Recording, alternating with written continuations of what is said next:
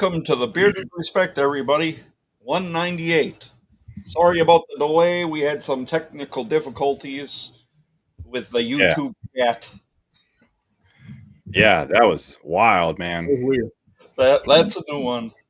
Brewer, you want to welcome these fine people to the show? And Sure. I know the ones that came in early I can't show on screen, but we had first in the chat E-Rock, who says he's been MIA for a little bit. His son's in basketball, so he's been taking time with that, which is awesome.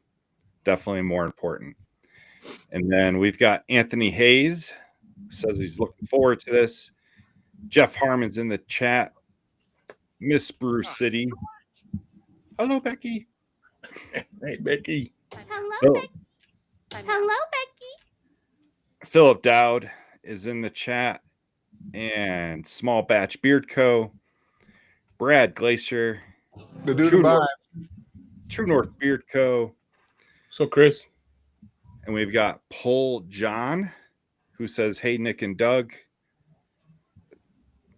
And Bearded Chief. What's up, Chief? Chief. And there's one Bearded Bishop.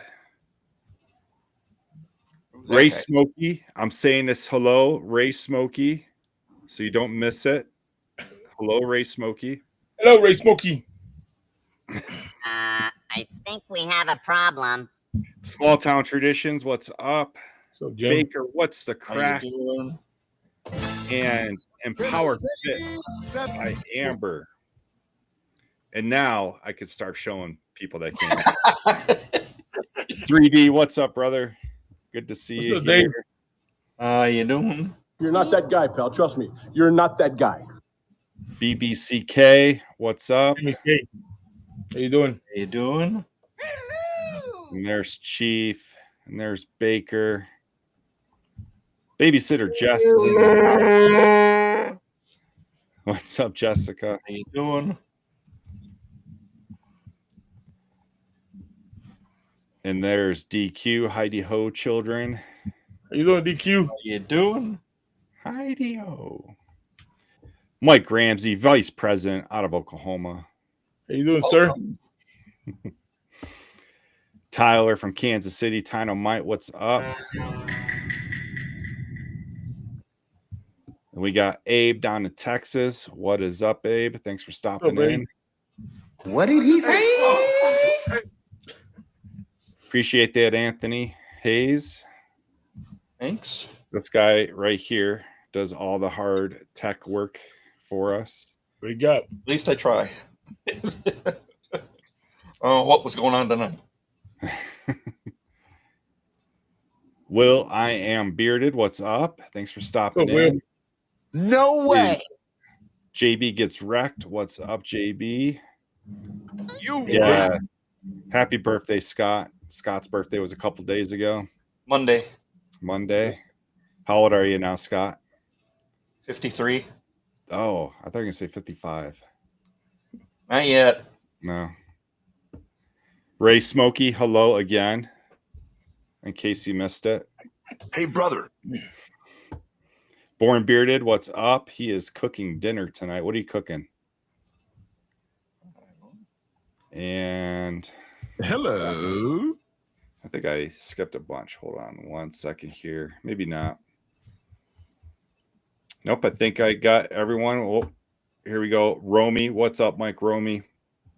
I don't have friends. I got family. And that's it. That's all I got. Thank you, everyone. Bishop, how you doing tonight? Man, I'm doing really good. Wife started working this week and babysitting kind of, my son and working at the same time. So I'm learning a lot. I told you this. I give the moms out there, the single moms that stay home, I will give them a lot of credit because it's not easy. So, Yeah. Well, if you need any tips, Babysitter Jess is in the chat. I'm gonna have to. Everyone, go subscribe to Bishop. He's 2 away from 800. Yep. And I just noticed we hit 700 today. Woo! Beard respect. Cool. Very Beautiful. exciting. We're at 700 exactly right now. So thank you so much, everyone. And yeah, Yes. Jason. Jason will stop ditching us soon. Pole dancing. Jason is supposed to be back in December. Yep. But that also means we are moving our show to Friday nights. Oh. Yeah, big announcement. In December. Yes. So next Thursday will be our last Thursday show. The week after next Thursday is Thanksgiving, and we don't have a show on Thanksgiving. And then the week after is the first week of December, and we will be on Friday nights at 9 p.m. For show 200. For show 200. Yes, show 200, December 5th, I think it is. Yep. Nice. And Jason will be back. Yep, big 700. Feels like it's taken forever to get to from 100 to 200. Yeah. So good news, 9 p.m. Thursday is open for grabs. I know people just took it anyway. Our time. I know. Put up option, you know. Hopefully we get a left alone on Friday nights. Yeah. Right. Sorry, Chief. Sorry, but Jason's schedule it's pretty rough. So he would not be able to do Thursday nights anymore. It was probably either going to have to be a Friday or a Saturday. Yeah. What's up, Johnny's Beard? Thanks for stopping in. What's up, Johnny C?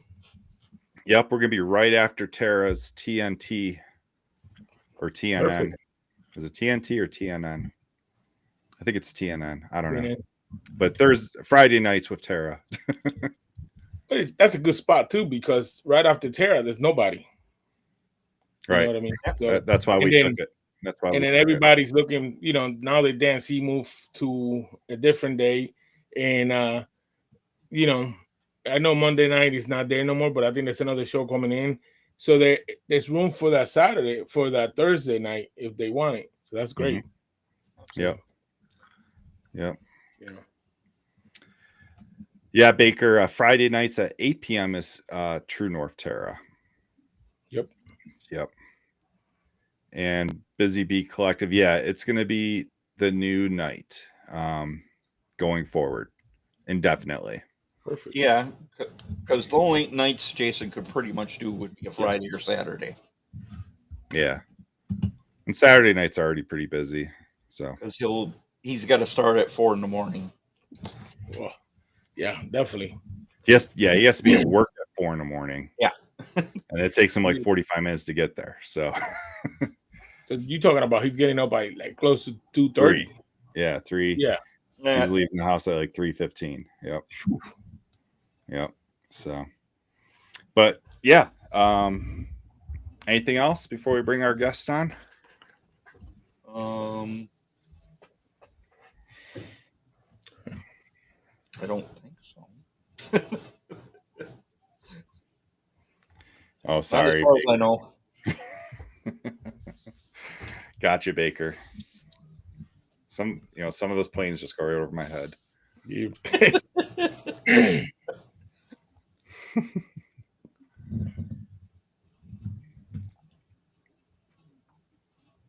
All right, so let's bring him on.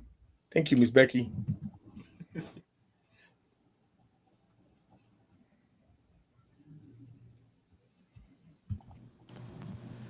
There we go. Welcome to the show, guys. What's up, guys? Hey, how's it going? Thanks for joining us tonight. Yeah, no problem. Thanks for having us. Awesome. Well, let's get right into it. We're going to start with 5 questions and get to know you guys a little bit more. I already see a couple fans in the chat for you guys for Bottled Virtue. But first, the first question we ask everyone is, or go ahead, Scott. Welcome to. There we go. That was short. Yeah. I don't know what.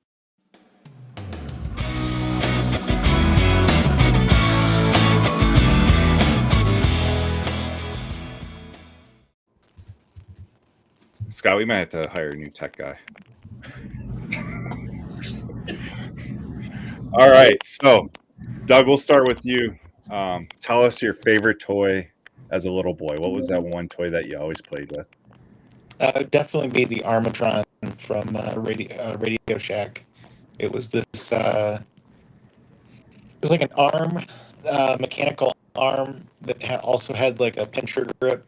And then it could also rotate, and it had these little controls down at the bottom, and it basically could do whatever you wanted it to within its parameters.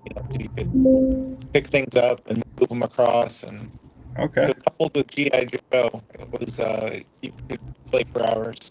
Oh yeah, definitely. Doug, can you move closer to the microphone? It's kind of coming up static. Yeah, is it better? Something happened. I don't know. You're coming crystal clear before. Something happened though. Is this any better?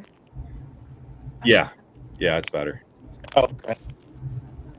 Yeah, sorry about that. That's all right. Nick, how about you?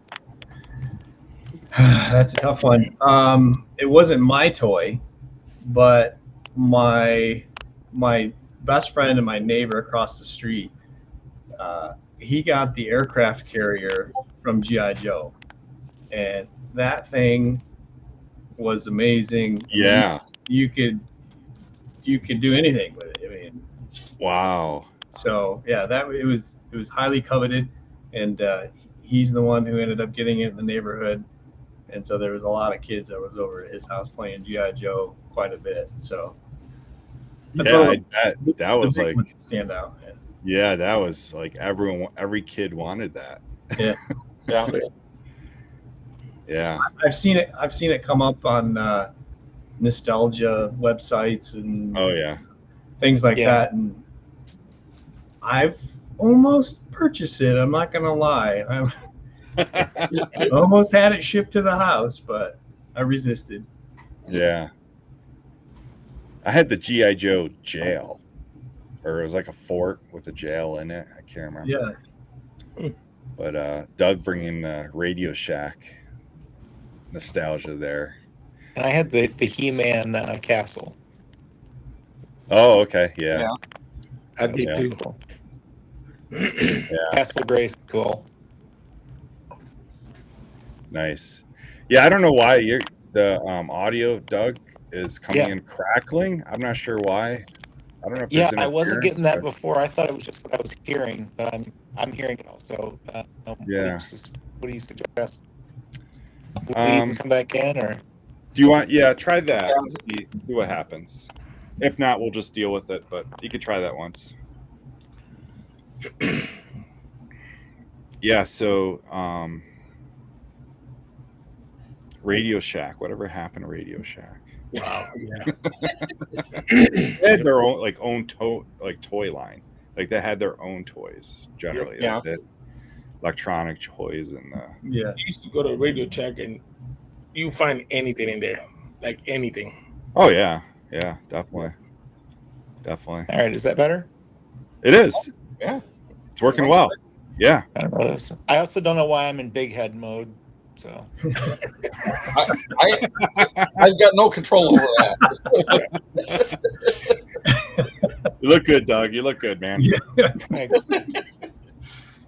So for those in the chat, they may never have heard of your company, Doug, that you started a long time ago.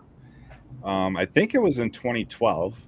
Yeah, that's right. But can you tell us about Can You Handlebar company? Yeah, for sure. I mean, when I started, I did a spreadsheet and I found about 40 mustache wax companies in the world was what I could find. Yeah.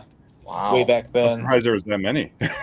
Right. Yeah, they're really, I mean, it's almost surprising either way. So it ends up being like, I'm just going to guess that if I found 50, there's probably 300. You know what I mean? Yeah, yeah. But still, there weren't that many. And Captain Fawcett was one of the big ones, and of course, so was the Clubman's. You know, Yeah. but Clubman's, yeah. there really wasn't any wax that I would say was the go-to. I mean, it was all over the map. Firehouse was pretty big back then. I don't know if they're still around, but so yeah, so I started making my own wax um, back then, and just really saw like there could be an opportunity here. Like it's something that not a lot of people need, but they're all spread out. So if you know hang your shingle on the internet, you can maybe sell to them. So Hmm. Right. so I don't know if that answered the question. It was kind of a start, but. So where is the Can You Handlebar? Where did how'd you come up with that name? Oh, well, in retrospect, I wish it would have been a little bit shorter and sweeter, but you know, it was like I wanted to have a URL that that you know was recognizable words. There wasn't like a sound in there you weren't sure how to spell. I wanted it to be like I don't know, just like a kind of a goofy question, you know, like a provocative, like I don't know, you know. Hmm. Just something interesting, something that was available, and I mean it worked out for me, so I can't complain too much. But the logo was also there was a question mark, and it was turned sideways, and it was turned into part of a mustache, and then Gotcha. we flipped it over and made the other. So the mustache in the Can You Handlebar logo is a question mark. So there's a little secret, but yeah, we were selling on our own website for a while, and then we ended up getting onto Amazon and did really well on there. And then we ended up selling. We had our own distributors. We had about 200 of them at one point, and then we had. Oh yeah, there you go. Um, and then we also ended up selling at the Art of Shaving, which was a brick and mortar, real high end brick and mortar men's skincare. They had like a barber spa. Hmm. And so that was kind of at our peak. And that was probably around 16, 17, 18, somewhere in there. And that was like a national chain, wasn't it? Art of Yeah. Manliness. Yeah. Yeah. We were doing about, not quite, but near $1 million a year with them to us in revenue. Wow. Sold at the register, it was obviously considerably more that they were making. But I'm just saying what Right. I was getting from them at my extremely low, you know, low prices. I was making that. So, and that was just that revenue stream. We made more elsewhere. Um, but yeah, that was a really big one. It was basically fun fact is that the Art of Shaving, when it was around, and it's still technically a website that you can buy some of their products, but when it was around as a store, it was the only Hmm. storefront for Procter and Gamble. So we were basically a manufacturer that manufactured for the Art of Shaving, who was owned by Procter and Gamble. Hmm. Wow. So at the height, were you making all products yourself, or did you have help? Yeah, we were making most of the products ourselves.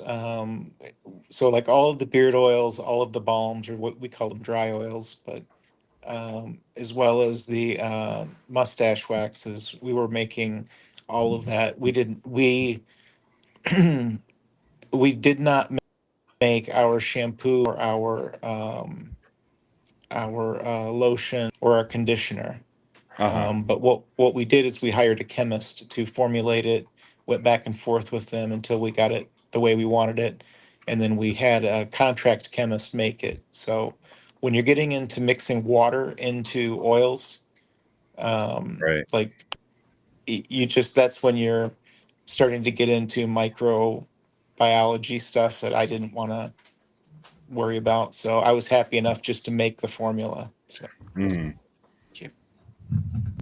yeah, I think most companies kind of outsource for shampoos and for washes and conditioners, stuff like that. But well, and it worked out because we wanted to outsource to be outsourced too. You know, like we wanted to do the work for other people. So it kind of just worked out for us to do what we were good at and make a little bit less on those products.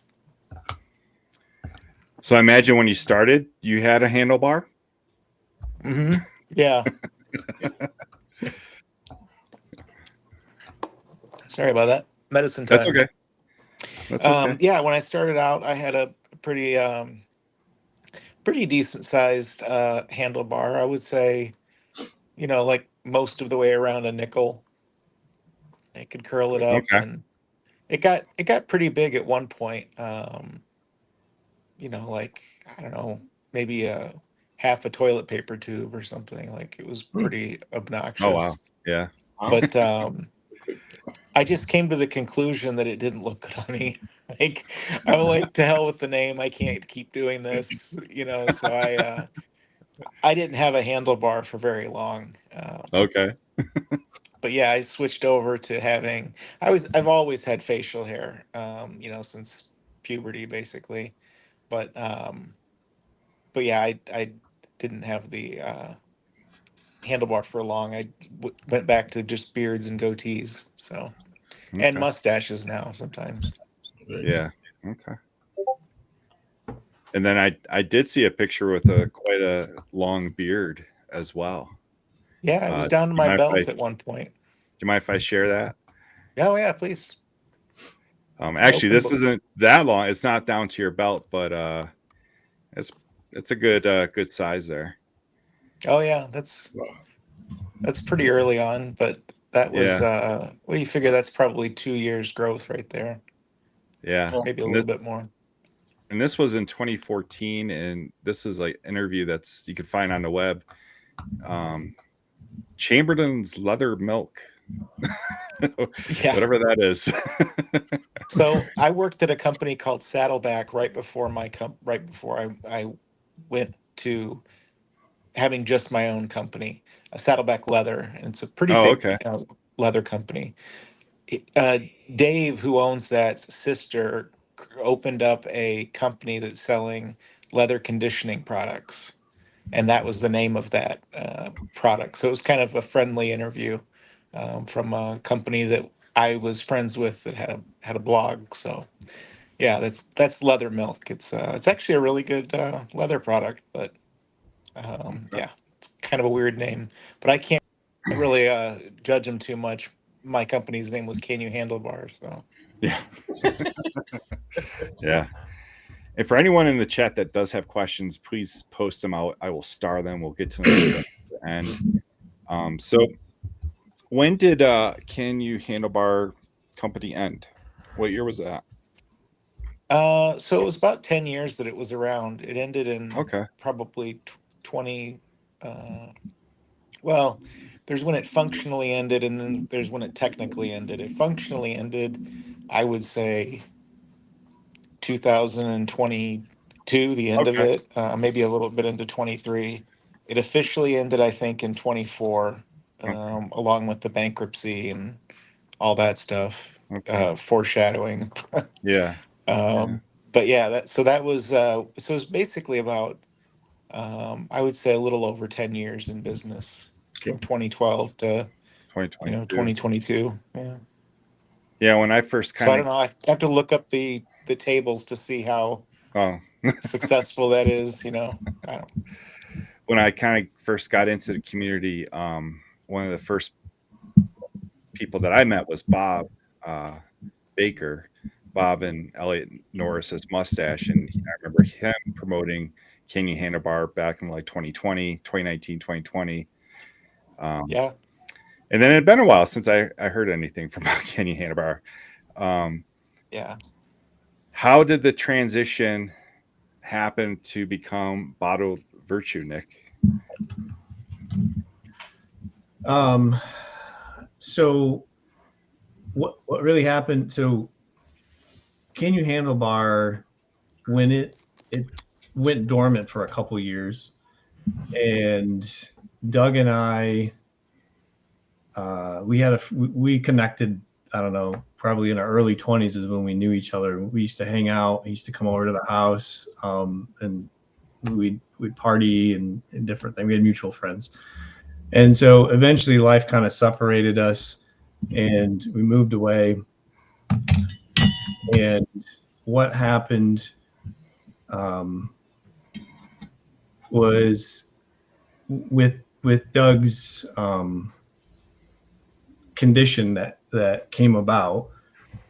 He put a post on Facebook, and I happened to see it because we still were connected through Facebook, and so that I knew I needed to go talk to him. So it was weighing on my heart. So I went and I had a conversation with him, and we kept talking, and we were rekindling our friendship. And kind of all during that time, I've had something stirring within me to start something, bigger, right? Bigger than myself. And it seemed like a perfect fit from what Doug was trying to do with his company and what it stood for, and how it blended into what I was trying to do. And so that's part of the reason why we came up with a name, or I came up with the name Bottle Virtue, because of Can You Handlebar's products were named after virtues for the most part. And so it was kind of a tie or a nod back to the Can You Handlebar, Can You Handlebar days. Mm-hmm. So, but they are entirely separate companies. Companies. Like Right. There's not right. like there's no business lineage from one to the next. It's more of just I don't know, spiritual yeah, succession. Yeah, and inspired by. So obviously with Doug and I being friends, there's at that point a couple of years ago, I was helping Doug, trying to keep on his feet when he was getting his feet kicked out from underneath of him. So I had some experience, helping him with a couple other people, and so we basically used the same formulas, try to source the same ingredient from the same sources, from the same ingredients, and just continue forward everything that he has done, basically. Mm-hmm. Yeah, and fortunately, the the way that the packaging looked was not part of the company. It was available for Nick to be able to pick up. So that was really fortuitous, I guess. Mm-hmm. Yeah, I mean the labeling is very similar. It's kind of just like a different name. The names are the same. Doug, do you want to share what happened? Sure. With your health? Yeah, absolutely. Well, it was kind of like a train wreck, and there's just different trains that were all going down parallel tracks, and they all kind of collided at once. Because I had my physical health, and then I had like the health of my company, and then I had like my marital health, and then I had my um, financial health, which I'm talking like personal finances versus company finances. Like it all was kind of coming to a head, and it started probably about 2019, 2020. 2019, I remember because it was the year that we found out by reading the news that Art of Shaving closed down all of their brick and mortars, except for just a couple. Okay. And that just was devastating because that was hundreds of thousands of dollars a year that had been really consistent money for us. And, I had a 6,000 a month square foot, or 6,000 a month standalone building that we were using, and so it was like didn't really know what to do. And so then, if you recall, right after 2019, getting knocked around by that, there was this little global pandemic thing that swept through, and like it or not, that was bad for business. Yeah. At least for me, there was actually some businesses that did extraordinarily well. Um, but yeah, so my thing was like, well, I feel really responsible for all these people, so I'll just like lay people off and try to pick them up again and that sort of thing. So that's kind of like the business track, is that you've got losing my biggest customer, and then Yeah.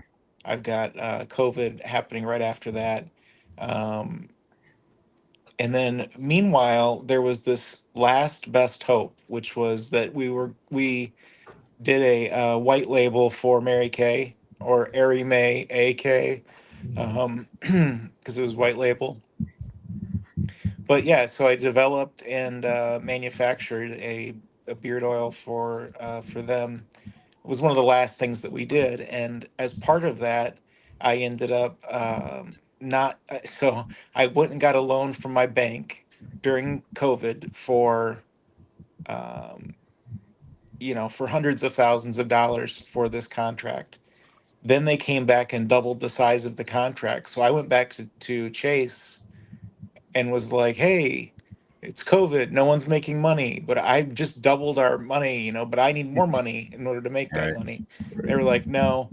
So I had to go out and get like private money, which is just crazy expensive.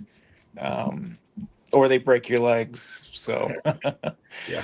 but yeah, so that was really, really, really, really, really stressful. And I remember getting that like on January 6th. So I'm like, I'm out in the garage trying to concentrate, having these conversations. And then I'm walking back inside, like watching things develop. And it was just like, I'm going to have like a stroke or something. Like, I don't Yeah. even know what's next.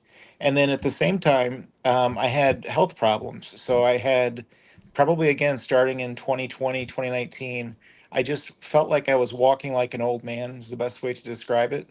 I just was kind of getting like just slowing down and holding on to more things as I was walking. And I thought maybe it's being overweight, maybe it's this, maybe it's that.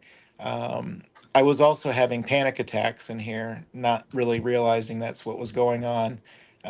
So that kind of confused the diagnosis a little bit, because I was having concurrent symptoms that were responsible. Different things were responsible for them, and so that Mhm. made it a little bit confusing for a while. But I ended up. Um, right after, basically while we were doing the Mary Kay deal, and this was in the middle of COVID. So we had everybody spaced out across the floor in their little areas, and 6 feet of separation, and doing all that stuff in a manufacturing environment. And if you recall, a lot of people were getting a lot of state aid and didn't really want to work. So it was very expensive to pay people during this time period also, and I Yeah. needed a lot of people, and I was physically breaking down, so I wasn't able to manage all of my costs in person the way that I Mhm. should have been. And we didn't cover for that correctly. We had other people step in, and they just, for the size of the contract, we should have, you do things different. Um, so yeah, so my body is breaking down, and then finally, uh, COVID is pretty much wrapped up. I'm When Mary Kay was over, I go back to trying to. Well, I'm sorry. Let me back up. Towards the end of the Mary Kay contract, it became clear that things were just not going well. We didn't have money, so we were trying to, like let everybody go basically, and try to run the thing just mom and pop for a while, and hopefully get our feet on, back under us again. And so when I went in to do this, as an aside, it was kind of a gut punch to see how much of the work that I had been paying people for at this point years and years and years was being sandbagged. I mean, like, I'm crippled and I'm able to do this, really a lot more efficiently. And it was really kind of a bummer. I learned a lot having that business about human nature, and good and bad, mostly bad. Um, but we were kind of limping along. Our Amazon sales had plummeted during COVID, and because we weren't paying attention to them. And so then when Mary Kay is over, Art of Shaving is gone. Our distributor network is gone because of COVID. Our website sales are gone because of COVID and because we kind of neglected the website for a while. And so now that I'm counting on just Amazon to try to pull us out, well, at this point, our listings had kind of rotted. And so we were having a hard time being high enough up. I saw a lot of looked like beard company owners in the chat. And a lot of them, if they've ever worked with Amazon, would understand these dynamics. It can be the best and it can be the worst. And so basically, it was like a painful descent down from making money down to not. And eventually I was like hobbling into my car and hobbling out of it and just barely even able to make it into the house. And then, like, negotiating the stairs was getting really tough. And so then I ended up staying just on the first floor of my house. And finally, in 2023, in July, I was sitting on this electric scooter, which I had started using to get around the house because I don't know, like, my body just wasn't working, and it was hard to describe exactly what it was, but it felt like a lot of things all at once. And so I'm sitting in this electric scooter, and I've been sleeping downstairs so that I don't have to use any stairs. And I lean over to grab something, and I end up sliding off of the scooter. And so it took three firefighters to get me up. And so I ended up going to the emergency room. And the next day they did the x-rays and MRI. And it turns out that I had something called cervical myelopathy. And that's basically where your cervical spine, your neck, starts to break down, and like the bones and the discs in your neck break down. There's also like tight areas where the spinal cord has to go through, and it gets irritated, and it's like direct. It was directly responsible for that breaking down over 5 years or so. But unfortunately, my primary care doctor didn't x-ray me, didn't connect the dots that that's what that was, even though it's not particularly rare. Um, yeah, he just didn't catch it.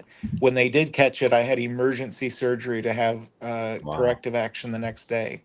I mean, that's how bad it was.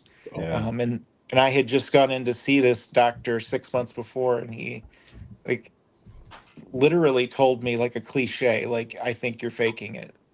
I was like, Wow. wow. So that was so when that happened, I went to this is, like I say, July of 23. I went to the local hospital. I stayed there for about a month, and then I checked into a um, nursing home in a town kind of close by to where my house was, where my kids are. And that's when that was the facility that I'm in right now. So I've been here for like about 2 years and four Oh, months or okay. so. Okay. Um, yeah, so that's been kind of, like I say, it all kind of crashed down at the same time. Wow. After I got into here, we ended up getting all of the stuff kind of moved out of that facility into storage facilities. As the walls kept crashing down, eventually the storage facilities ended up getting purchased. Um, and so I lost, like, just gobs and gobs of stuff. Um, Sorry, I'm reading the chat. So So yeah, I'm sorry. It's taking a long time, but No. You're good, man. You're good. so Yeah, take your basically, time. I'm in the nursing home, and my over the last couple 3 years, my marriage had broken down, and so I ended up getting divorced while I'm in here. You know, like over Zoom. I ended up going bankrupt over Zoom. You know, signing all the papers here. It's been a kind of a surreal um, thing to go from, you know, making a lot of money, Yeah, um, at least for me, you know, growing up, right. it was a lot of money, and having 3 kids and everything, and then just going from that to this because of medical stuff. And I even had I always paid for the best insurance you could buy, you know, for myself and my employees. Right. And that only works if your doctor works. True. Yeah. But yeah, now that I'm on Medicaid and Social Security, and the nursing home even gets all of the Social Security except for $60, Wow. regardless of however much it was. They just Yeah. take all of it Right. by default. So Right. it's now that it's, you know, I'm in like a 10 foot by 12 foot, you know, little quasi room, but it's kind of open to random people walking in. So it was really encouraging well, it was just generally pretty discouraging. That's kind of the backdrop.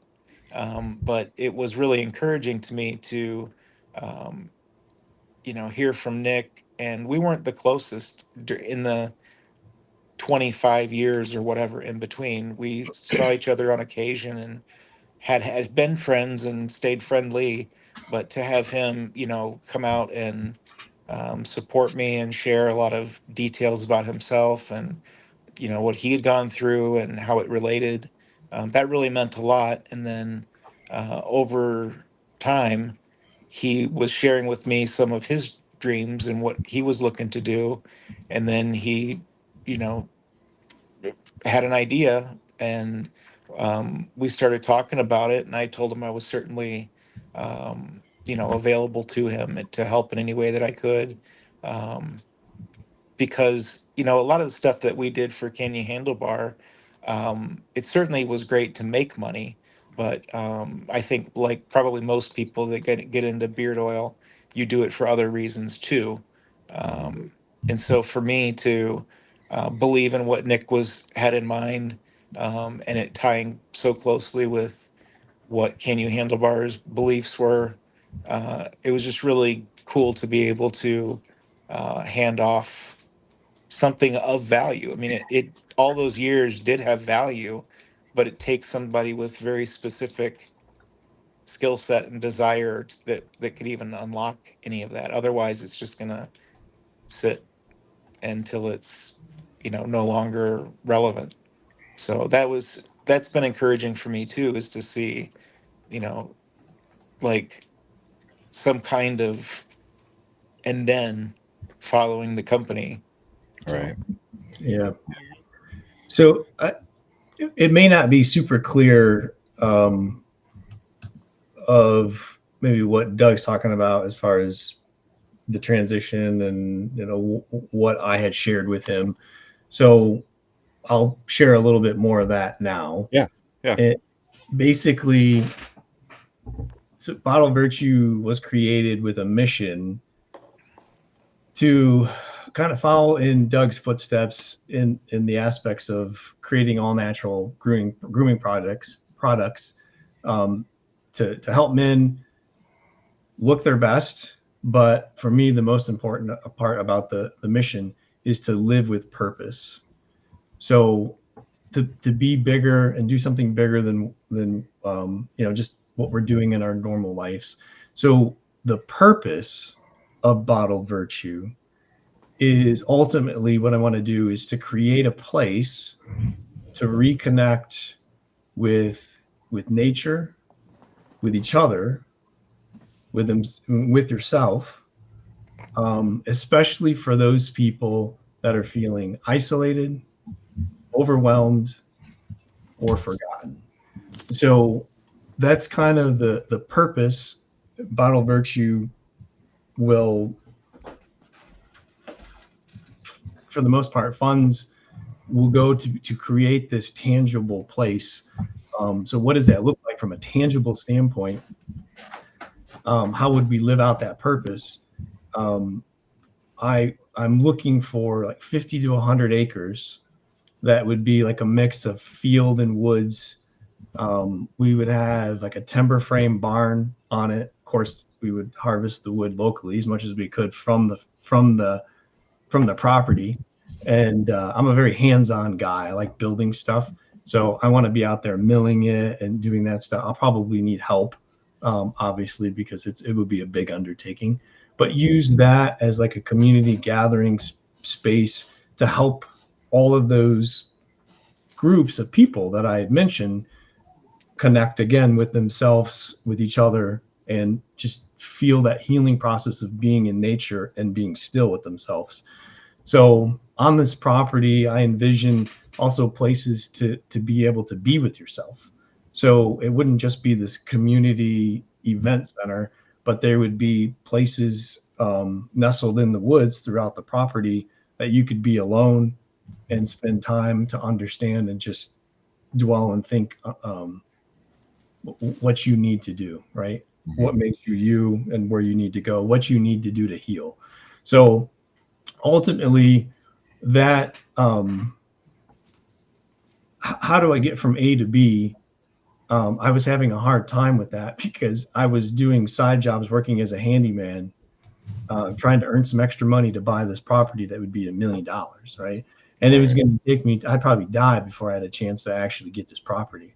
So this unique opportunity came up through our friendship after of about a year of just talking and connecting of, could this be an opportunity to fund this?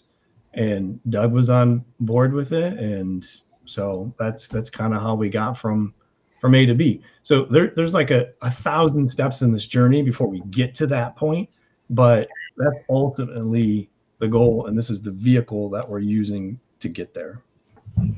Great. Yeah, Doug, thank you for sharing your story. Yeah, of course. And Anthony Hayes says you're an inspiration. Thank you. He says that he's going to work with Nick to carry on the legacy, which is awesome.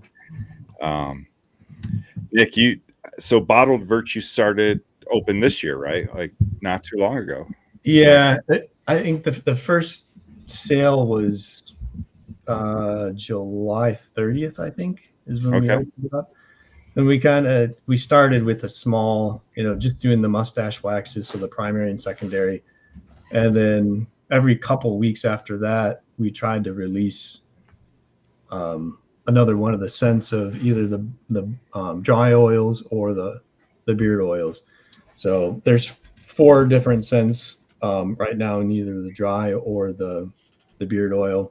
And I think that's where we're going to stay for a little while until we can get our feet, underneath of us and gain some traction. And then eventually it's my goal to expand to be able to pick up and redo essentially all the products that Doug had offered. And I'd like to venture out, into even additional things. So maybe some more hair stuff or shaving stuff as well.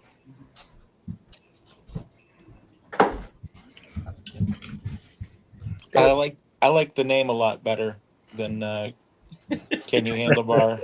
Just in terms of like quality of name. Right. That's solid. It's a good story and I'm glad you said it, because a lot of people think, okay, I'm gonna make a company, whatever kind of company. It don't have to be just oil company, but I'm gonna make a company, and then they get ahead, and then like you said with the Amazon thing. I work for Amazon, so that's how I know.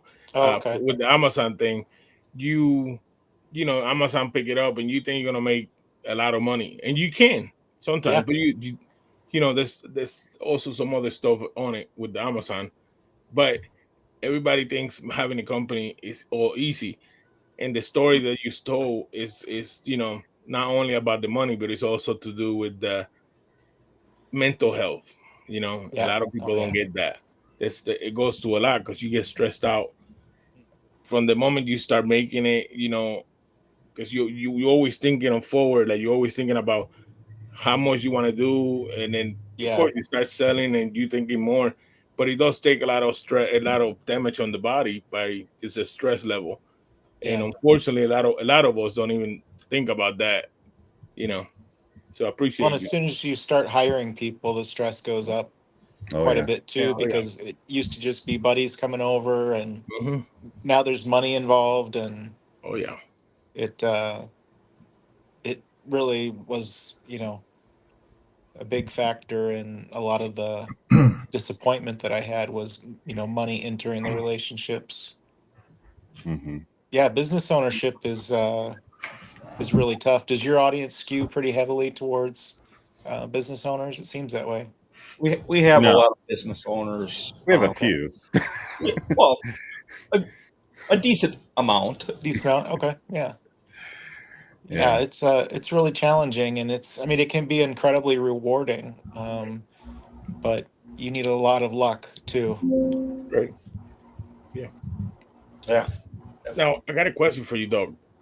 Because I'll be honest with you guys, I never heard of your first company. I never heard it. I've only been doing this. This is my going on 2 years. I'm like 2 months from 2 years. I'm doing my beer. My beer. But it's amazing because my question to you is this: from the moment you started back then into now, you still see it now. There's a lot of change have been made. A lot. Hmm. Um, do you think back then it was a little bit easier than now, or I mean, I know the scent profiles have changed completely. Yeah. I think that uh, I think that it was both easier and harder back then, but overall easier. Back then you had um, hipsters, you had um, we had just come out of like metrosexual, and now it's like lumbersexual and Right. hipsters, and you had the lumineers, and you had beard competitions were huge and just ubiquitous. So there's just I think there was a lot more people in the bearding community from what I have gathered.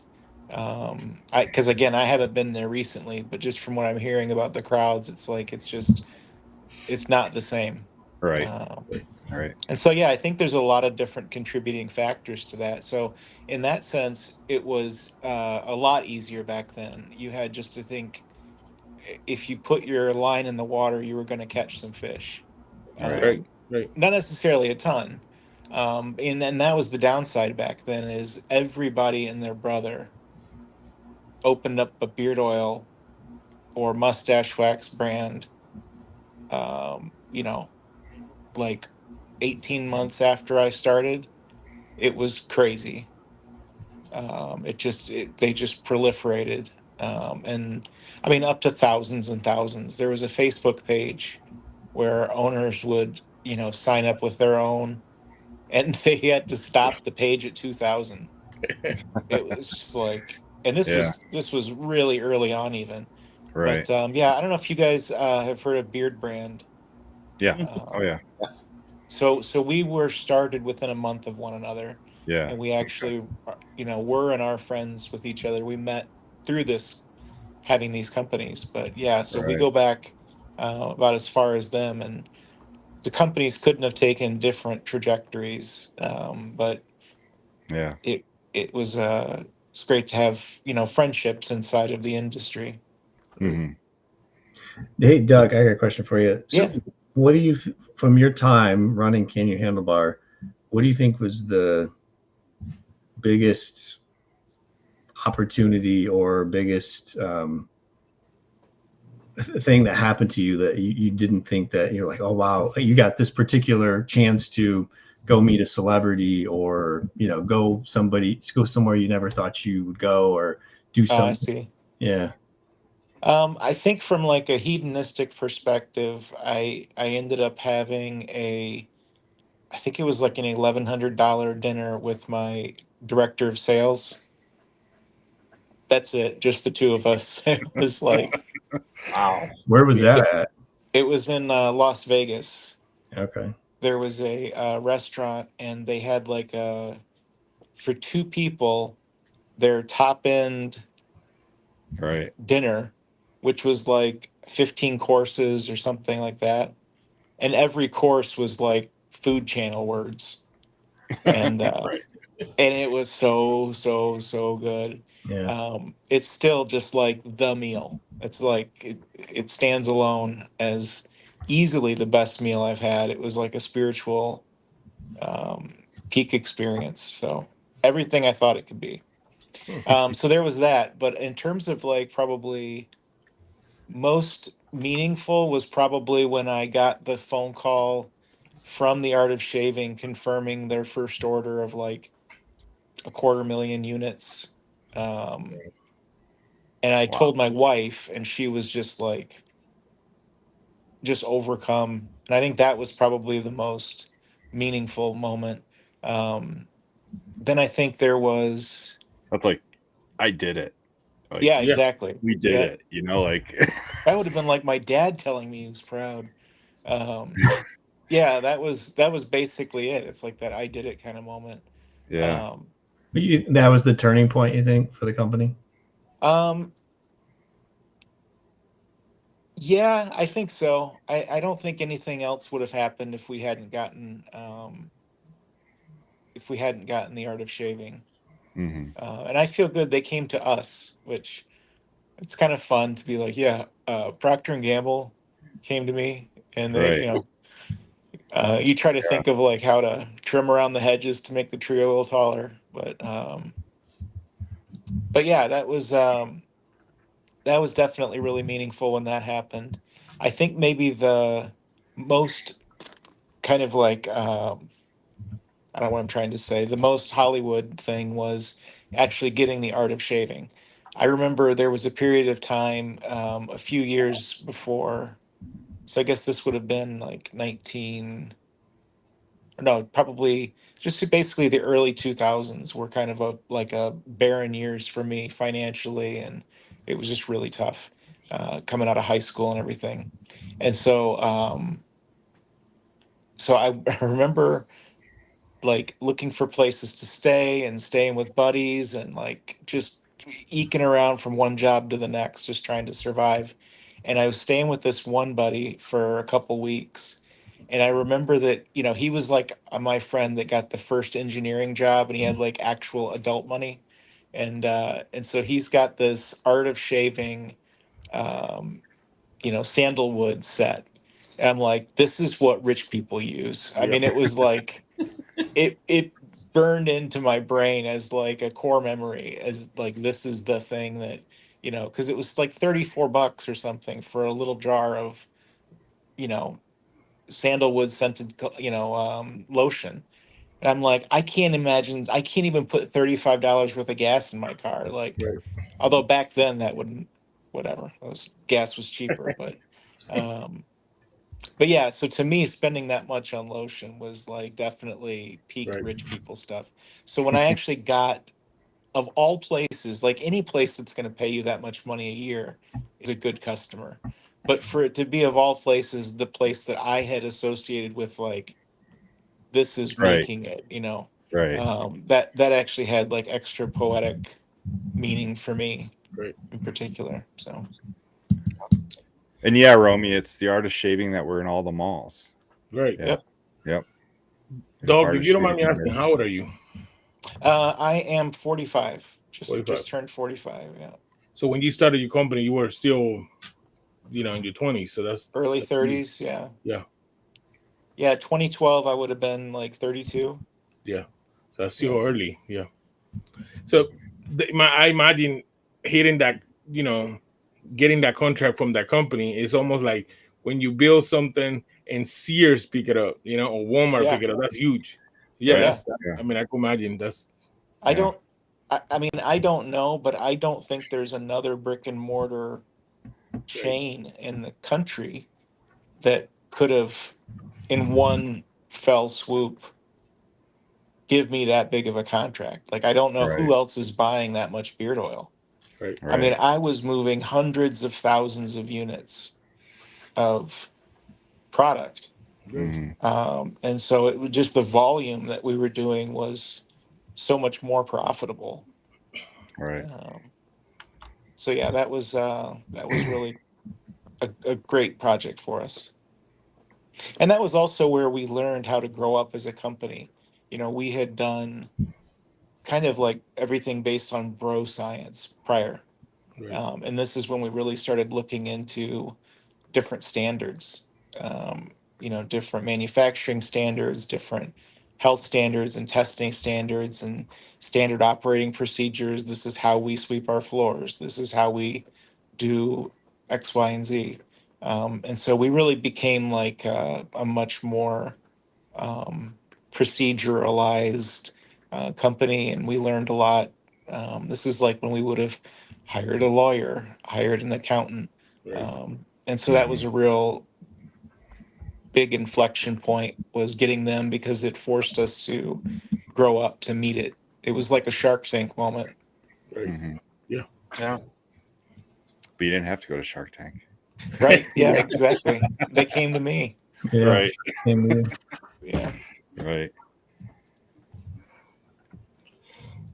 So I have two questions actually. If you, I mean, I know you're kind of doing it again, but let's say if you, knowing what you went through and the experience that you went through your company, would you Yeah. do it again?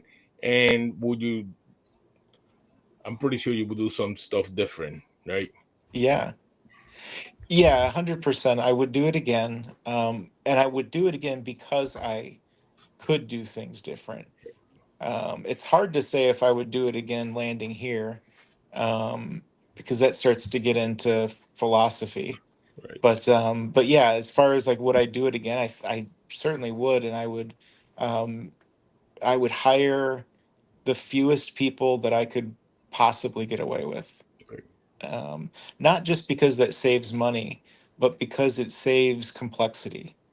You know, like the number of relationships that increase as the number of people increases. I'm sure somebody's probably shown you before. Like if you draw two people, there's just, you know, two different relationships going Right. on. You with me and me with you. But we add another person to that, and now it goes to, you know, six different ones. Right. And then you add, and you get up to five people, and it's like, holy crap, this is like getting really complex. And so Right. that's a big cost in small businesses that I don't think people think of, is that every time you're adding somebody, you're increasing the possibility of communication breakdown, Right. or, you know, petty infighting by a lot. Right. And also, you can always get by with fewer people. It's, you know, I don't know how else to say it, but like when somebody shows up sick, you still get by. Mhm. I mean, I'm not saying like you should. I don't know. I'm not saying you should work without some cushion. It should be comfortable pacing, Right. but really you can get by with fewer people. You can get by with less complicated software.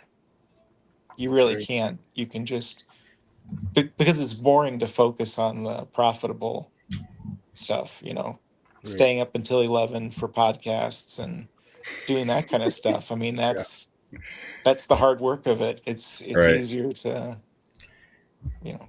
And friendship, because you said you have friends that started with you, and sometimes when you start a business, them friends at the beginning start, but when the money start coming in, they were like, hey, I Yeah, started this with you. So then friendships eventually would just, right. And you know what? There's no way to win as an right. owner, because you know, the first Christmas we didn't make hardly any money, so you know I probably sprang for, you know, something from the gas station, and that was it. You know, the next Christmas or so, when we get into Amazon and start making some money there, um, you know, I give this employee like $1,000 bonus, which, compared with his regular pay and everything, that was really pretty significant. And he wasn't expecting it for Christmas. And, he starts breaking down and crying and everything. And I was like, oh, that's a really good, like that kind of another one of those, like, I made it sort of Great. feelings. Is like, you want to be the good boss you always promised you would be. At least I did. And so you do that, but then the next Christmas, even 2,000 won't get you what 1,000 got you the year before. Yeah. You would have to pay somebody 10,000 in order to get the same amount of goodwill as that 1,000 did last year. So there's just no way to win, because even if you overpay people and, hand out bonuses, maybe without merit, a lot of, fringe benefits and that sort of thing. Um, yeah, it's just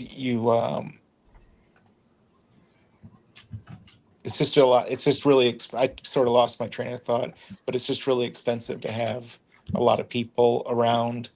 I remember being the relationship. Friendships, yeah. Initially you guys all had the same amount of money. Then as you start making money, you try to be over generous, to be Right. like, hey, I know you would think I would give you this, but I'm gonna give you even more. You cannot outrun that train. Right. There becomes, because then you magically make $1 million, because employees will think like you are rich because they see the top line numbers coming in. Right. But they're not paying the They don't see the taxes, overhead. they're not paying the rent. And Right. so they're thinking you're making just gobs of money and you're being stingy now. And so that was just really tough. And I'm a little autistic, so I don't think I always catch that kind of stuff anyway, the politics of it. So I thought I could pay my way out of having politics, and that was really naive. You can't. There's no Right. way to avoid politics in groups of more than two. Yeah. Right. Yeah. Can't always be successful as a people pleaser, right? Right. No, it's so That's tough. the hard truth. It's like, Yeah. that's tough to take sometimes. Well, and you want to think that you're smart enough not to get taken advantage of. Right. But everybody's got a lock that somebody else can pick, Oh, yeah. in Right. terms of taking Yeah. advantage. So, I mean, You never, unfortunately, on nowadays on society, everybody expects more. I mean, hey, my boss just got a phone call today. Said that for the last 6 months, we've been doing excellent since I started working. I just want to tell him. I said, "What's my raise?" But I didn't. I didn't. It's coming though. It's coming. But I Right. didn't yet. Yeah. So, but Well, it's how Scott, can we get into the slideshow? Sure. Let's promote bottled virtue now, because we want to build this camp. 'Cause it Yeah. sounds awesome. when I first talked to you, didn't you you mentioned that like you went to a similar thing? You did something similar? Well, I wouldn't say it's similar at all, but I did tell you the story about how I became involved with the Beard Respect. Scott and Jason, the original co-hosts, the founders of the Beard Respect, I met them at a retreat, a Copper John's retreat, which is the Copper John's beard company. Had a bunch of us guys come out to Yellowstone area, and we kind of just hung out for a week. But more awesome. like it was a great experience. And that's how I met Jason and Scott, and we became good friends. But And we drove across Wyoming together. Yeah. Well, yeah, that's great. I mean, that kind of plays into, the connections that you guys had in Right. you doing that, right? So, right. yeah, I'm sure you guys value that friendship and have been able to support each other through a lot of different things too. So that's want to do that times 100, Yeah. Yeah. We also did have one guest on who has He's in a wheelchair, but he's trying to do something similar to what you're looking at doing. Yeah. Really? Yeah. I think in Arizona or California. Maybe Can you California. can you connect us? Can you give him my information and just let him know what we're doing? And I'd love to talk to him. Yeah. Yeah. Yeah, absolutely. Absolutely. Yeah, his name is Dustin Bunch. Yep. And he's a spinal cord injury about 5 years ago, I think. And he is trying to build something like that, like similar to what you were talking about. Yeah. He's doing like kind of fundraising for that. Um, Yeah, I can give you his information. Yeah.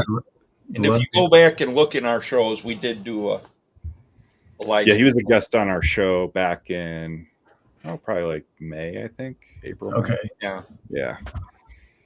Okay. Yeah, well, I'll give you that information, Nick. Absolutely. Right. Cool. I'll check that out. Yeah.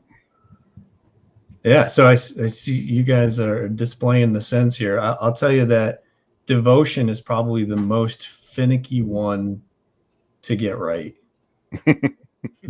the amount of trial and error that I had to do, even though you're using the same recipes, the source of the products definitely makes a difference. I would create different batches, sometimes at different tolerance levels of the recipes, different percentages, all within a certain spec of what they should be, but trying some high, some low. And then I would take a bunch of them. Poor Doug, I would just stick a whole bunch. And luckily we had a cup of coffee there, and he would smell the coffee in between. And he would be like, nope, not right. Go back to the drawing board on this one. So we did that a handful of times with different scents, and devotion by far was the pickiest. And that's my favorite one. Yeah. I think you I'm a patchouli fan now. So okay, you either love it or hate it. So yeah, it was it's picky for sure. Yeah, I picked up the Devotion and Wisdom. I love them both. Really good feel and beard. The scent carries throughout the day. It's not a strong scent, but it's definitely there throughout the day. Like it's it's only essential oils, so it may not be as strong as the fragrance oils, but right, it's not overpowering, and it doesn't right. So I really like the Wisdom still. The patchouli hits just right. I like the patchouli as well. I use it. Obviously, my beard is not nearly like your guys's. I am not blessed with beard genetics. I tried growing it out before, and oh my gosh, it's just like I think Doug mentioned with his handlebar, how he just realized he didn't look good with it. Yeah, the beard I don't think does me justice, but so I get away with the goatee, and then I think I've got a little more genetics in the mustache, so I'm gonna try the handlebar here that Doug had, but definitely the rate at which my facial hair grows is not fast, so not fast at all. But yeah, I'll use this stuff as well. I'll use it to shave with, actually. So like shave the side, I'll use it, and I'll also just use it as in place of lotion, like especially as things are getting in the winter. I'll use it, rub it a little bit on my arms and then on my face instead of lotion sometimes. And I don't have to put cologne on when you do that, right? So it's kind of like, it works. Yeah, that's kind of great that way. I know a lot of us don't use cologne because we use beard oil. Yeah,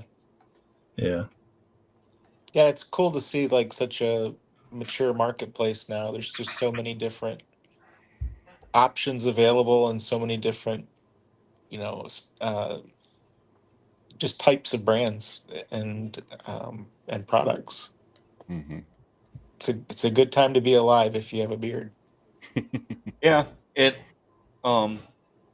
just so many choices out there now. There are, What would you guys say is your favorite choice, or is there a scent that is not out there that you would want? Man, I don't know if there's a scent out there that That we doesn't haven't exist, come right? across. Yeah. 93 octane. Right. Actually, I have a couple that one's called diluted diesel. Smells like diesel. And then there's one company who's normally watching the show, Flaming Beards. They have racing fuel in it. Oh, okay. Really? Yeah, it's themed after the state of Alabama, and it's a big racing culture in Alabama. So they added it's a fragrance blend, but it's fragrance. That's but no it's one's adding real fuel in there. yeah, it's a racing fuel fragrance. That's great.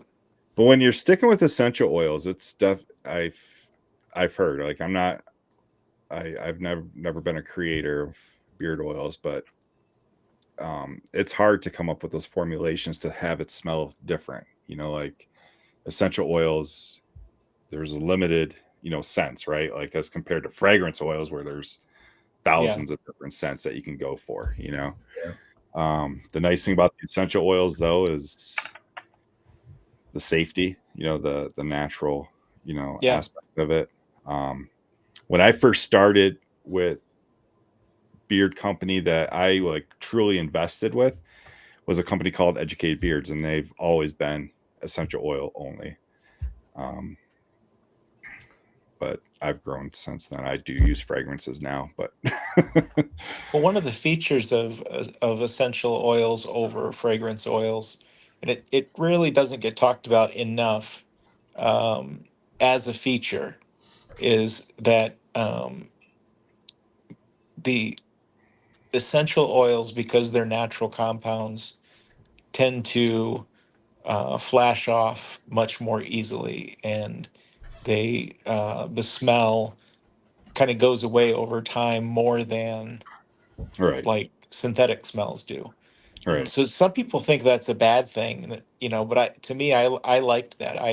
I liked the fact that I didn't get annoyed with smelling myself. hmm And so that, I think that's a feature of essential oils, not really a drawback of them. It can be both, but we always talked about it as a feature, and I believe that. So right, yeah. Yeah.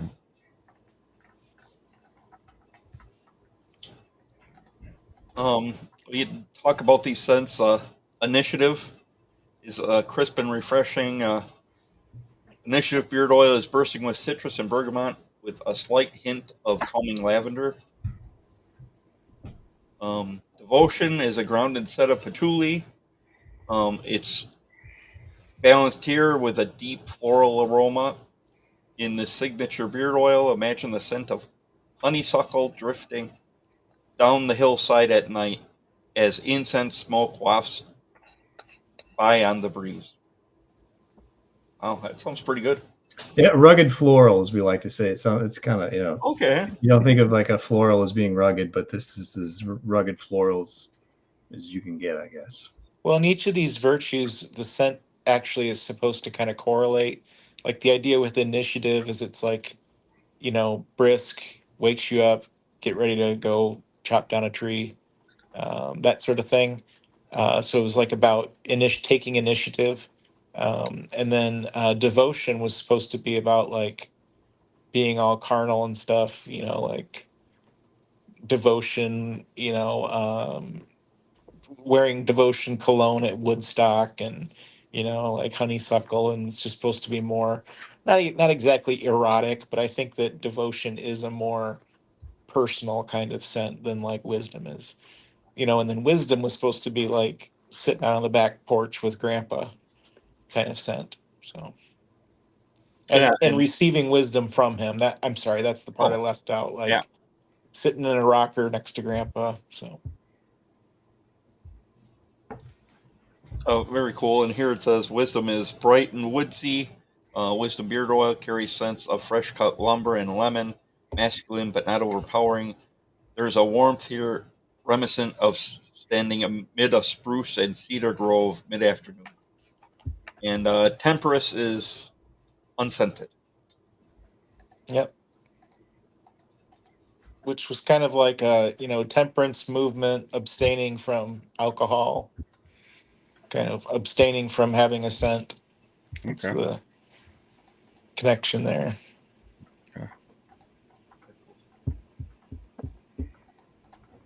Doug, how many scents do you think you had throughout Yeah. your Well, we had the 4 that you've got. Then we also had Joy and Goodwill. Goodwill, right? And then we also had Animated, which was the Coffee. coffee scented one that we did with. And didn't you have cartoons. something called Honor? Yeah, I forgot about Honor. So Honor came out at the same time as Wisdom, Initiative, Devotion, Temperance, and Honor. And the problem with that was, you mentioned the variability of different batches, by using natural scents. This was over the top. I mean, it was Very unbelievably difficult to get Okay. any kind of consistency from one Mm. batch to the other, because it was like a smoked. One of the ingredients was choya loban. I don't even know if I'm pronouncing that right. And it was like a smoked wood or something, or root. I don't know, but it was like had a ton of of man-made, or like what am I trying to say? Like hands-on processes that could kind of change it. Hmm. So we ended up just pulling that one and not selling it. And actually, when it was made well, it was my favorite scent. It was like sort of old money kind of smelling. It's kind of hard because it was a natural scent, but it just had this like really rich, kind of like in the vanilla and sandalwood sort of side of things. Hmm. Yeah, it's interesting especially nowadays, what some companies do with essential oils, and they're able to get to come out of it. Oh yeah, yeah. The sense of smell is incredibly powerful, and there's just so many little things that you can do that people can pick up on. They might not be able to name it, but they can feel it. So here we have a beard oil for $20.99. It has olive oil, grapeseed oil, rice bran oil, the essential oils, jojoba seed oil, vitamin E, and meadow foam seed oil. You got it. Yep. So all these ingredients, really, the formula and the percentages are a carryover of what everybody came to love with Can You Handlebar, and what he's been able to develop. Well, and I'm glad too that Nick is doing this, and I've told him more than once that I don't want the connection to Can You Handlebar to ever be like a burden. I want it to be like a good thing and an inspiration, but I'm looking forward to seeing what he comes up with and what he adds to it, because it is entirely his, and I'm getting to enjoy that, getting to enjoy watching him and helping develop something new. But I expect that there will be, things he does that I never thought to do. So I'm looking forward to trying new scents and new products even. And hanging out on the property with us. That's true. Better get your ramps installed. Hey, they'll be there, buddy. Absolutely. We'll get you there. Nick, have you kind of experimented at all with new scents yet? No, not new. I've got ideas, but Yeah. not. I'm more focused right now on just trying to get my feet underneath me with these before. A couple people have asked me to try different things. So we've started some relationships with some barbershops here locally in Michigan. So they've already asked me if there was some things that I could do for them. So I said we'll put it on the list. It's definitely something that I would love to work with them on, as time goes on. So, like I would say, I'm probably more interested in getting into different types of products as well. Moving into the shave stuff, the hair stuff, and then also different types of some accessories. So, but I got to walk before I can run. So that's what we're trying to do right now. Well, and I've got some scent ideas that I will pitch to Nick that I never got to do at Can You Handlebar. Yeah, nice. I'm all ears. So if anybody has any particular scent or product that they want, toss them our way. We'll put them in the queue and maybe experiment them with as we start to have time. Yeah. So the dry oil beard balm, I got to try. I chose the temperance of this one. Okay. And I was really surprised at how well the hold is in comparison to how it's in the can. Like, it's very, very soft. Very I kind of think it's sort of like a hydro or hybrid balm in the way that it nourishes the hair like a butter would, but also helps with form and shape that a butter can't, like a balm does. Yeah. So yeah, I was really pleased with this beard balm. Yeah, as soon as a lot of people, they stick their finger in it and the finger goes right to the bottom of the cam. Yeah. Yeah. Yeah. They don't realize it's deceiving. Right. But it works very well as a balm. And I feel nourishing for the hair as well. And because it's a dry oil, it's also nourishing for the skin. Yeah. So you said you got the temperance? I don't recall. Just the temperance one? Yeah. And then the other scents you got was the oils? Yeah, I got the devotion oil and the wisdom oil. Okay. So I kind of wish I did get the scented balm. I'm not in favor of the temperance natural smell. Okay.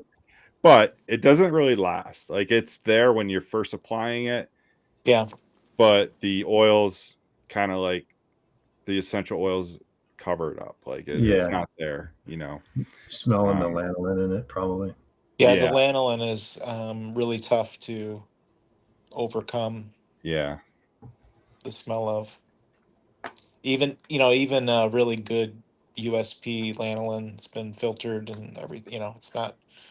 We didn't walk by and grab it off the sheep. It's like, but it's a very earthy, distinct smell. So yeah, I'll probably pick up the scented balms just to kind of see, just to compare difference. The smell. Yeah. Perfect. And then, do you have another slide on the mustache wax or no? Yeah. Yeah.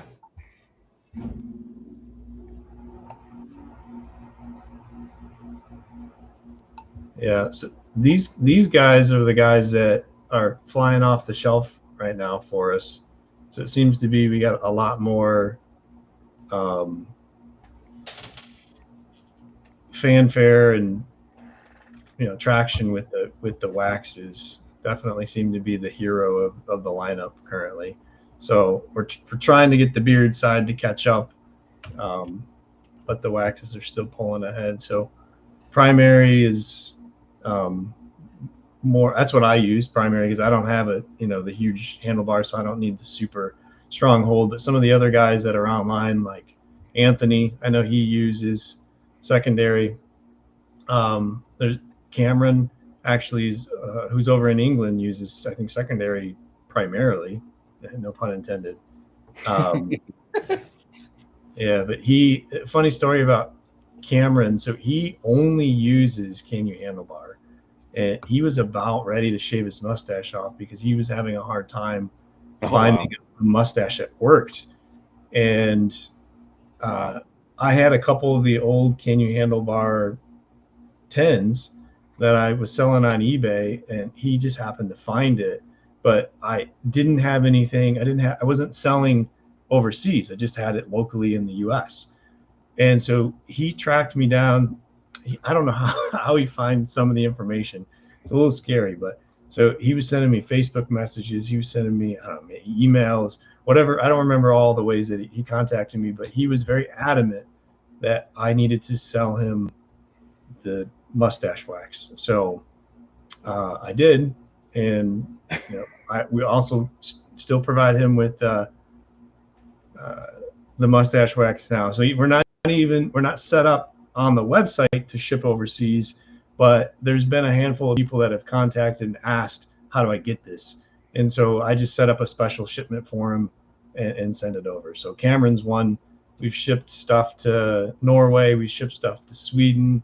So I had people in Croatia asking, to Venezuela. Wow. So definitely people recognize the logos and the branding and the name from what Doug had done previously. I know there's a big mustache community out there that are familiar with the previous company's name. Yeah. I talk with a lot of guys at beard competitions who just primarily do mustaches, and they always talk fondly about Can You Handlebar. That's good to hear. Yeah, we were pretty involved for quite a while. I mean, if there was a beard competition anywhere in the United States, we probably sponsored it for a good 5-6 year period. Yeah. So, well, and also too, I don't know if you guys have seen those beard oil application brushes, circle ones. Does that ring a bell or no? No. I might even have one. If you look on Amazon, you'll see a ton of them. Yeah, here we go. I happen to have one on me. If you've seen this kind of brush before. Yeah. So, funny story. I invented those, which is true, but also like I recognize it's kind of silly to say because it's like you invented a brush. But my wife used these mineral makeups, and she had this big fluffy brush that she would put this makeup on with. And I was thinking, like, man, that would feel so good putting on beard oil with that instead of getting my hands all oily. And also, I could make it so that it's circular and it fits in the can, and for applying dry oil and whatever. So I ended up selling this brush on Amazon, and it got so popular that it started getting knocked off. And then it started getting knocked off on like Alibaba, and they started naming it beard oil brush. Like no one had ever sold one before as an application brush for beard oil or balm. And so this that brush took over, and we ended up getting like over. I mean, you've made it when you get knocked off by Alibaba and Amazon. So it's just funny, like years later, to click and see there's like people making money on an idea I had, which is just kind of I guess it could make you mad if you thought about it too long, but what's you up, can't Midnight patent a Beard? brush, so. Midnight Beard is in the chat. Thanks for stopping in. Hunter. Yeah. One thing I noticed unique about the mustache wax, I mean, I don't usually style my mustache too often, maybe a couple times a year, but I do like to use the wax just to kind of keep it to the sides, like just a little out bit. of your lips. Yeah. Yeah. It's not tacky. It's not it, and I know there's no like tree resin in the wax formulation, but hold is really well. It's got to be. It holds up Bob's mustache. It holds up Philip's mustache, Philip Patton, and Hunter's mustache. So it's got to have a really good hold. It's been great because when we started putting the primary and secondary back out there, I think Bob recognized right away, and he reached out on social media, which was nice. So I sent some wax for him to try, and it's been great developing a relationship with him, and the causes that he has also lines up very well with some of the stuff that we're trying to do. So there's a lot of synergy there with that, and I wanted the guys who could really stress the waxes and make sure that, hey, they're as good as they used to be. And so it's great to hear and see Bob putting some of that stuff out there, that it's good. So we went through some testing. We had some fans I reached out to previously before we went public with it to test it, and made some minor tweaks to make sure that they were, again, up to par. And so once we kind of got the thumbs up from those previous super users that were out there, and then we knew that we had it back where it needed to be dialed in. So in the way I think I've seen Bob use it is he'll put the primary on first, and then he'll use a little bit of the secondary for his hold. Yeah. Typically, is that how you're supposed to do it? Secondary, is the secondary. Yeah, typically that's what most people would do. Like I said, Cameron just uses secondary. Right. So some people just go straight to that. So everybody really has their own ways of using the product. I'm sure Doug has probably seen this or heard this. He's probably still surprised by when people come up to him and say, "This is how I use your product," and it's it's something like, "Oh, I never thought of that." So as the person who's creating the product, it's always nice to see how your customers use the product, because you can make a better product once you see how people are using what you're producing and what kind of problems they're solving with it. Mm-hmm.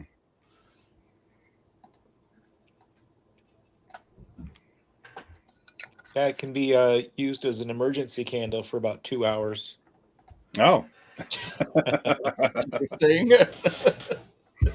Yeah, I tried that one time. Just I was going to have a contest to see if you could, make a fish hook out of the can, or like a survival kind of thing. So right. Wanted to see how long it would last as a candle. Pretty good. Impressive. Yeah, and then that's everything right now. More coming eventually. Yeah, eventually, once we get our feet underneath. I'd like to do the shampoo again. There's been a lot of people who've asked about the shampoo. I think that will take a minute, like Doug said, because that's something that typically you wouldn't do in house. So we'd go and follow in Doug's footsteps with that and bring that back. But that we'll get to that when the time is right. And I do like that you stuck with the simplistic, bold labeling that Can You Handlebar. I've always thought that looked, I've always liked labeling like that. Like, oh, thanks. It just looks like professional. Looks, it's very clear what you're getting. There's no guessing or having to read in between the lines of what you're getting. Awesome. Yeah. And especially for like a barbershop, I think that just looks better on their shelves, and that's what like big brands do, like Paul Mitchell, like that's just like bold right there. Exactly what it is. And I think that's bottled virtue, because you're using the same labeling as Can You Handlebar. It's kind of like that easy transition. I know what I'm getting. Yeah. Yeah. The thing I like most about the labels is I don't know if you can pick it out, but the wood. Yeah. The grain on the wood, right? The undertone. So for me, going back to that connection, with nature, again, there's so many different ways that these two worlds basically meet and collide. So there's a lot of symbolism in what we're doing. Mm-hmm.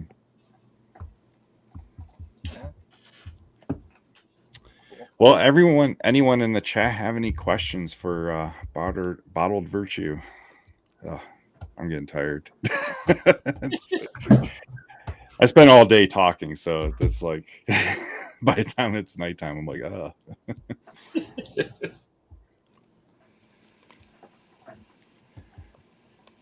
Yeah, I really appreciate you guys coming on the show and talking about, Can You Handlebar, legendary Can You Handlebar company, and the new company of Bottled Virtue.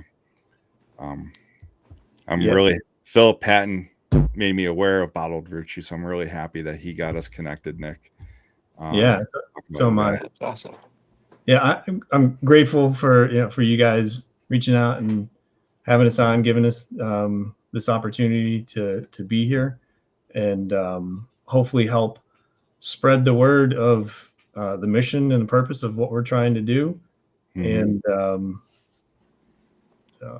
I would say for ways that people can help with this is, share the story, like the social media pages, sign up for the email newsletter, as we'll be providing more information about the journey of what we're trying to do eventually with the property, and get into more of not just the grooming side of things, but also the mission side of things of what we're going to do. So if you want more in depth of that will come through the newsletter. And then just as we try to spread the word, we're trying to also connect with different beard clubs, barber shops, stuff like that. So if you know of clubs or partnerships that might be interested in helping us fulfill this purpose, get them connected. So, and then I would say that's how people can help us with our purpose and our mission. But then what I would ask for people to do who want to be more intimate with what we're trying to do is to reach out and call that person and connect with that person that you haven't talked to in a long time. So I'll tell you a brief story that of what happened to me recently over the summer. So I had a friend that named Mike, who we used to lift weights together. We were super close. He was like salt of the earth type of guy for about 2-3 years, probably about 20 years ago. And just much like what happened to Doug, we got married, we moved away, he had kids, and life just kind of got in the way. And so over the last probably 2 or 3 years, we would connect every 6-ish months on Facebook. Hey, let's get together, and think it would never work out, right? And so we would always just kind of push it off. And before you know it, all of a sudden I saw a post from his wife, and it was his obituary. Oh. So he had passed from brain cancer, and I didn't even know that he had passed. And so it hit. I mean, it hit hard because I had no way to talk to this guy again. No goodbye, no anything, right? So it's important to pick the phone up, talk to people that you care about, make the time to do it. So I encourage people to do that and establish those connections. And then also, especially coming into the holiday season, there's a lot of people who are isolated, that are stuck in nursing homes that we forget about. And just with my whole experience with visiting Doug, I've got to know a lot of people in the nursing homes, and the relationships that I've started to have with the people that are near Doug it blesses me more than I think that I'm able to help them. So bringing a bag of Cheetos to someone as you walk in, saying hi, giving them fist bumps, some of those conversations that I've had with those people, it's conversations that they've told me as they're opening up. They haven't had conversations or friends like that in a long time.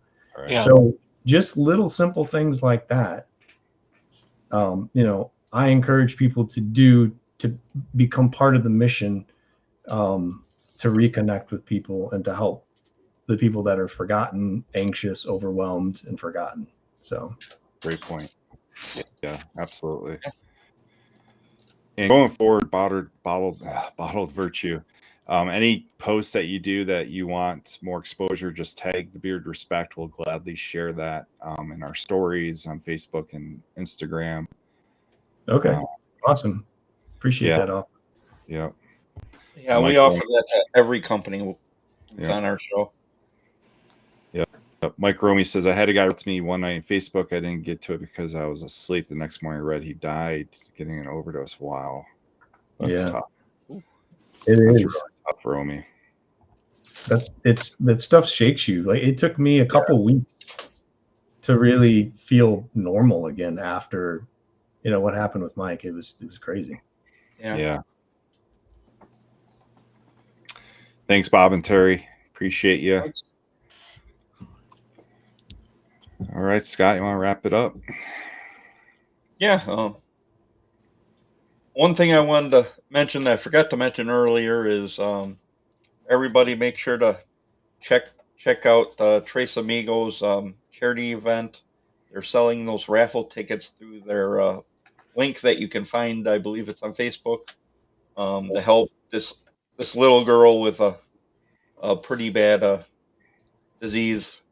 I can't remember what it's exactly called off the top of my head. Yeah, Officer 300. Yes, I believe is. I was just thinking of what she has. Yeah. But yeah, definitely check out Tres Amigos on Facebook for that link, and Instagram and YouTube. They talked about it tonight on the show as well, I believe, and on Instagram yesterday. But you can get raffle tickets from today through Saturday or Sunday. And then they're drawing them next Thursday. Yeah, the drawing's next Thursday. So definitely help them out, raise money for the Beard community member, his daughter, his family. And side note, Bishop didn't abandon us or anything like that. His power went out. That's why he never came back. Must have been a heat wave. Yeah. Heat wave down there. Or maybe a tornado or hailstorm popped up. I don't know. But his power is out, so he couldn't come back. But thanks everyone for tuning in. Make sure to check us out next Thursday night for our last Thursday night show at 9 p.m. Eastern. We have Bay Area Beard Company coming on. And then we'll be moving to Fridays in December after we get past Thanksgiving. So pretty excited to have our other co-host back on the show in December. Yep. We miss Jason. But thanks for Bottled Virtue and Doug for sharing your story. Yeah, thanks for having me. Appreciate it. Yeah, and if anyone's ever looking for the story, it will always. We never take our YouTube shows down. Okay. Yep, always there. So awesome. That's great. Thanks again, guys. Appreciate it. Yeah. Thank you. So everybody, we will catch you next week. Respect the journey. Sounds good. Thank you.